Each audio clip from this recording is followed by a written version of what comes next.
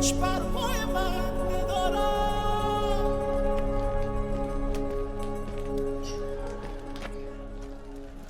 खिलजियों का परचम बुलंद रहे। फौज में बेचैनी बढ़ रही है सुल्तान। आप तो जानते ही हैं सारे खेमे, अनाज, साजो सामान सब जलकर खत्म हो चुका है। इन मुश्किल हालात में बिना पानी के फौज बेहाल है। आपसे इल्तिजा है हुजूर, आप फौज के साथ एक बार मिल लें। फौज बगावत पर उतर आई है सुल्तान।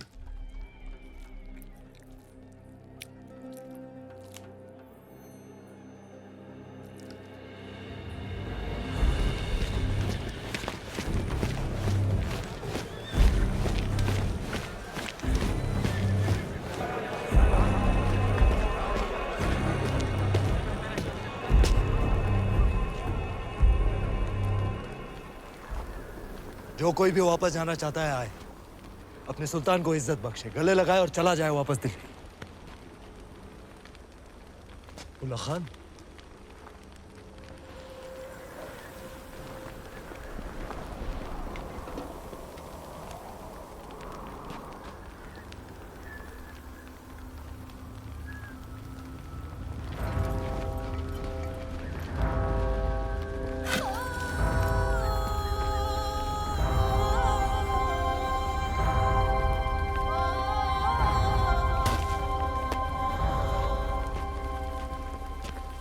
हम खिलजियों ने साथ मिलकर एक ख्वाब देखा था कि एक दिन हमारा परचम सारे जहां पर लहराएगा। कसम खाई थी कि एक दूसरे का साथ नहीं छोड़ेंगे चाहे कुछ भी हो जाए। और आज इस मुश्किल तरीन वक्त में आप सब नाउम्मीद होकर वापस जाना चाहते। भूल जाओ उस ख्वाब को।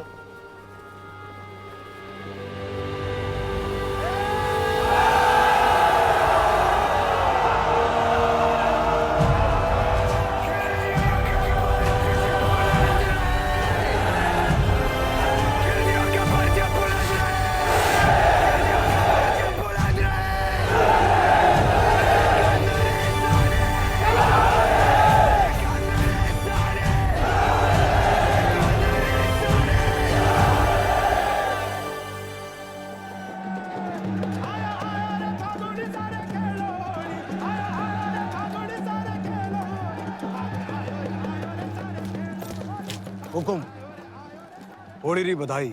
आपने भी गोरा सिंह जी, आपने भी। अभी अभी भंडारे से होकर आ रहे हैं। अब कुछ ही दिनों का अनाज बाकी है। पर ये बात आपके और हमारे बीच ही रहनी चाहिए, हमारे लोगों तक कभी ना पहुंचे। पर अब हमारी मुश्किलें बढ़ती जा रही हैं हुकुम। मुश्किलें तो दुश्मन के लिए भी बढ़ेंगी। जब आसमान आग बरसाएगा, अलाउद्दीन पिघलेगा। बस कुछ ही दिनों की बात है। आप जाए होली खेलें, हम भी छोटी रानी सा को उनकी पहली होली की बधाई देकर आते हैं। सच्चाई को अनदेखा ना करें हुकुम, बात चिंता रही है। भूल गए आप गोरा सिंह जी, चिंता को तलवार की नोक पे रखे वो राजपूत जो अंगारों पे चले फिर भी मूंछों को ताव दे, वो राजपूत। रेत की नाव लेकर समंदर से शर्त लगाए वो राजपूत, और जिसका सर कटे फिर भी धड़ दुश्मन से लड़ता रहे वो राजपूत। सुल्तान, सुल्तान, बौखला गए हैं ये लोग। जहाँ हवा में आपका खौफ होना चाहिए, वहाँ ये रंग उड़ा रहे हैं। रंग तो उड़ेंगे ही चित्तौड़ में। आज होली जो है, लोग एक दूसरे को रंग लगाकर अपना प्रेम प्रकट और दुश्मन को दोस्त बनाकर गले लगाते हैं। जी हुजूर। तो हम भी जरा खेल लेते हैं दुश्मन के साथ, रंग से या तलवार से। ये मौसम हमारा दुश्मन बन जाए इससे पहले भेज दो किले पर सुलह का सफेद परचम। चित्तौड़ से सुलह? चेहरे से रंग क्यों उड़ गया ब्रह्मचारी? बिल्कुल नहीं, हम आज ही संदेश। तुम नहीं जाओगे, मलिक कफूर जाएगा। जी, आज होली है, कोई हमें भी रंग दो।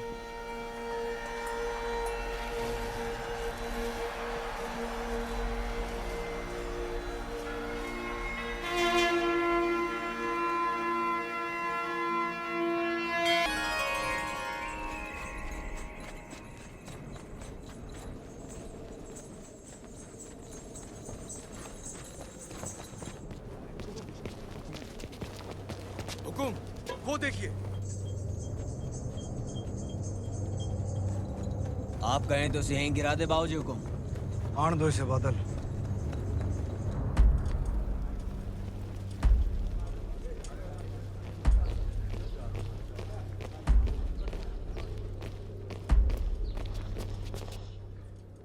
ये मलिक कफूर है हुकुम, अलाउद्दीन रो खास, उसकी बेगम ही समझिए।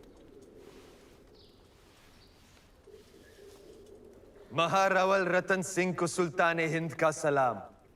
समझ चुके हैं हम, मेवात की मगरूर राजपूतों के ना सर झुकते हैं ना तलवारें। हम आपके बुलंद हौसले की दाद देते हैं और आपकी तरफ दोस्ती का हाथ बढ़ाते हैं। दिल्ली वापस लौटने से पहले एक बार आपकी चित्तौड़ की मेहमान नवाजी से रूबरू होना चाहते हैं। हम उम्मीद करते हैं आप हमारे सुलह के पैगाम को कबूल फरमाएंगे। हम अलाउद्दीन से जरूर मिलेंगे, मरहबा, सुल्तान बहुत खुश होंगे। पर मिलने से पहले हमारी कुछ शर्तें हैं। शर्त मंजूर है। पहले शर्तें सुन तो लो।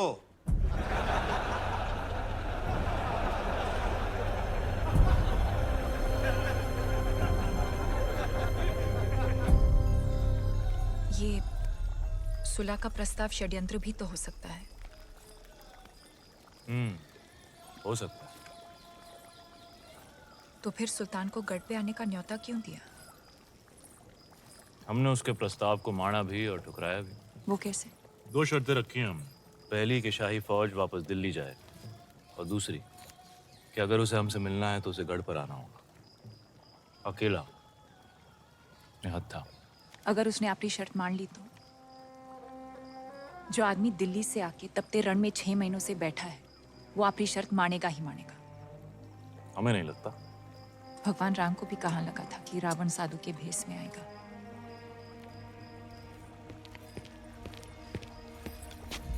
अंदाता हुकुम, बेवकत आने के लिए क्षमा। बोलो गोरा सिंह जी।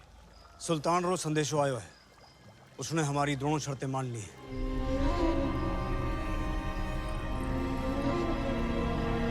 आने दो उसे।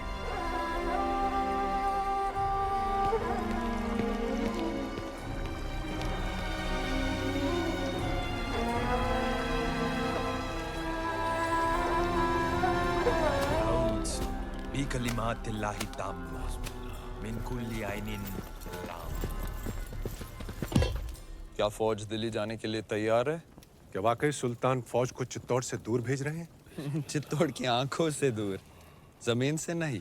गुस्ताखी माफ सुल्तान, लेकिन आपका इस तरह अकेले दुश्मन के किले में जाना खतरा है।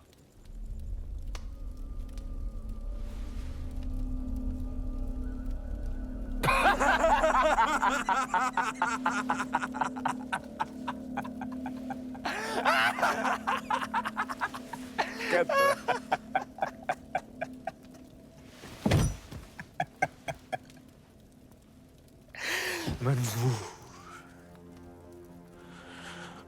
हर वो खतरा जो अलाउद्दीन को पद्मावती के करीब